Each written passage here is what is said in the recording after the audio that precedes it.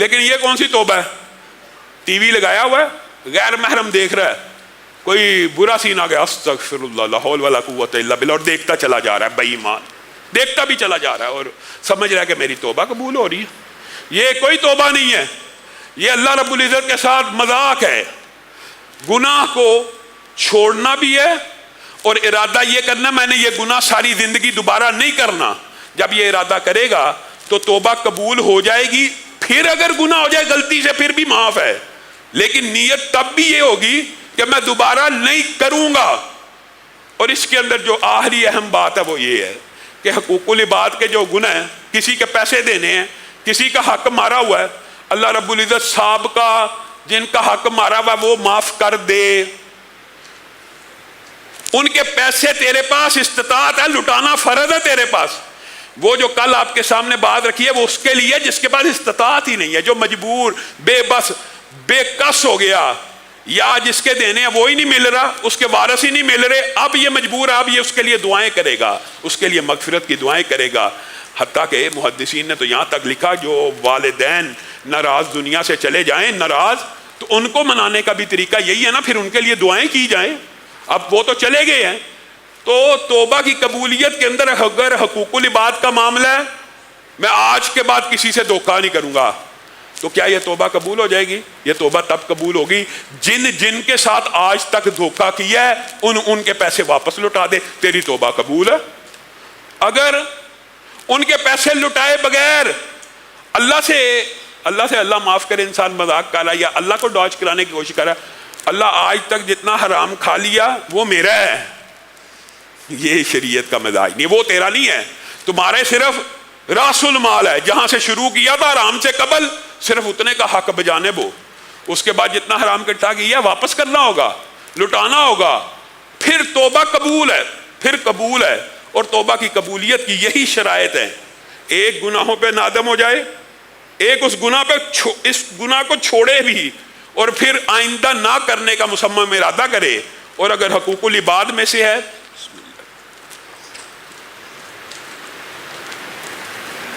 تو اس کا حق لٹا دے۔ ہاں،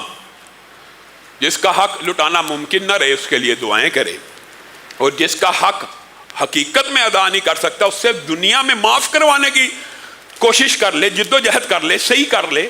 اگر شہداء کا قرضہ معاف نہیں، قرضہ کسی کا حق مارنا بنیادی طور پہ نہیں ہوتا، قرضہ صرف عارضی ادھار لیا ہوتا ہے واپسی کی نیت کے ساتھ، واپسی کی نیت کے ساتھ لیا ہوا قرض بندہ مر جائے تو حساب کتاب معلق ہو جاتا ہے۔ شہید کا معلق ہے واپسی کی نیت والے پیسے پہ، کھانے کے پیسے کا حساب کیا ہوگا وہ تو ایک الگ باب ہے۔ واپسی کی نیت کا بھی رسول اللہ صلی اللہ علیہ وسلم صحابہ کو کیا کہا کرتے، چیک کرو اس نے کسی کا حق دینا تو نہیں ہے، اگر دینا ہے تو تم جنازہ پڑھ لو، میں اس کے لیے مغفرت کی دعا نہیں کروں گا، میں نہیں کروں گا، تم پڑھ لو۔ تو بنیادی طور پہ توبہ کی یہ شرائط ہے۔ اور میرے بھائیوں، توبہ اور استغفار اتنا جلیل القدر عمل ہے، جیسے آپ کے سامنے واقعات رکھ رہا ہوں کہ اگر انسان زنا بھی کر کے آئے اور توبہ کرے اللہ معاف کر دیتا ہے، اس میں کوئی چمبے کی بات نہیں ہے، چوبے کی بات نہیں ہے، یہ شیطان کا مغالطہ ہوتا ہے کہ توبہ قبول نہیں۔ قاتل کو اللہ رب العزت معاف کر رہا ہے۔ اسی طرح جو بندہ جنگ سے پیٹ پھیر کے بھاگ جائے، جو 7 ہلاک کرنے والے گناہ ہیں نا، ان میں سے ایک گناہ یہ بھی ہے، آپ کو باقی گناہ بھی پتہ ہے، شرک کرنا، قتل کرنا، ماں باپ کی نافرمانی کرنا، بہت زیادہ گناہ ہیں جن کی توبہ لازمی، یقینی اور بدیہی ہونی چاہیے۔ حتیٰ کہ رسول اللہ صلی اللہ علیہ وسلم نے ارشاد فرمایا، جو بندہ کہتا ہے نا استغفر اللہ الذی لا الہ الا هو الحی القیوم واتوب الیہ، وہ بندہ اگر میدان جنگ سے بھی بھاگا ہونا تو اللہ تعالیٰ اس کی بھی توبہ قبول کر لیتے ہیں۔ وعلی الثلاثۃ الذین خلفوا حتی اذا ضاقت علیہم الارض،